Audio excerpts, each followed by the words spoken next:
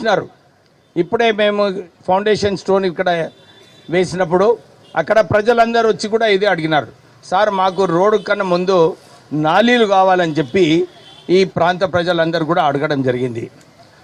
కేటీఆర్ గారు municipal administration మంత్రి ఉండే, ఆయనకు ఈ ప్రాంతంలో ఇలాంటి నిధులు ఇలాంటి పనులు చేయాలి, నిధులు దీనికి కేటాయించాలని లేకుండే, కానీ వారు బీఆర్ఎస్ పార్టీని దేశంలో అన్ని చోట్ల కూడా అడ్వర్టైజ్మెంట్స్ ఇస్తూ సుమారు 1000 కోట్ల రూపాయలు కేవలం అడ్వర్టైజ్మెంట్లు నేషనల్ పేపర్స్లో ఇవ్వడం జరిగింది టీఆర్ఎస్ ప్రభుత్వం.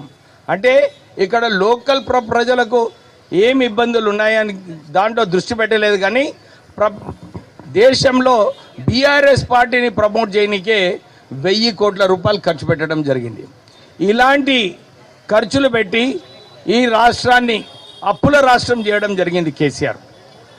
రేవంత్ రెడ్డి గారు కాంగ్రెస్ ప్రభుత్వం వచ్చిన తర్వాత వాళ్ళందరూ కూడా ఇదే నిర్ణయించుకున్నారు, అభివృద్ధి మొదలు చేద్దాము, ప్రజలకు ఏదైతే నాలీలు సీసీ రోడ్స్ మంచినీటి కరువు ఉందో దాని మీద దృష్టి పెడదామని చెప్పి నిన్న కూడా క్యాబినెట్ మీటింగ్లో సుమారు 1000 కోట్లతోని మన ఈ ప్రాంతంలో అన్ని చోట్ల కూడా నిధులు ఖర్చు పెట్టాలని చెప్పి కూడా నిర్ణయం తీసుకోవడం జరిగింది. ఇప్పుడే తుమ్మల నాగేశ్వరరావు గారు వచ్చేటప్పుడు చెప్పారు, నేను ఈ ప్రాంతంలో ఇంతకుముందు ఇన్ఛార్జ్గా ఉన్నప్పుడు అందరు ప్రజలతో కలిసి ఇక్కడ డివిజన్స్ అన్నీ కూడా గెలిపించుకోవడం జరిగింది. సో ఒక మంచి అవకాశం వస్తుంది మనందరికీ కూడా, అందరు కూడా కష్టపడి పనిచేయాలి.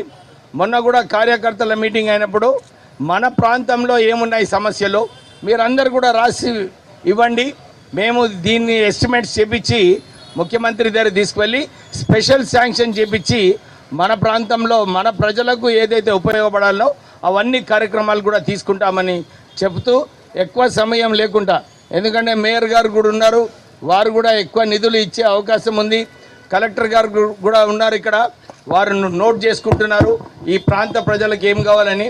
వారు కూడా కొత్తగా వారు జాయిన్ కావడం జరిగింది. డెఫినెట్లీ వారి సహకారంతో రాష్ట్ర ప్రభుత్వం సహకారంతో ఈ ప్రాంత ప్రజలకు అందరికీ కూడా ఏదైతే అభివృద్ధి కార్యక్రమాలు ఉన్నాయో మేము మంత్రులం అందరం కూడా దృష్టి పెట్టి మీ పనులన్నీ కూడా పూర్తి చేస్తామని చెప్పి మీకు హామీ ఇస్తూ ముగిస్తున్నాను. జై హింద్.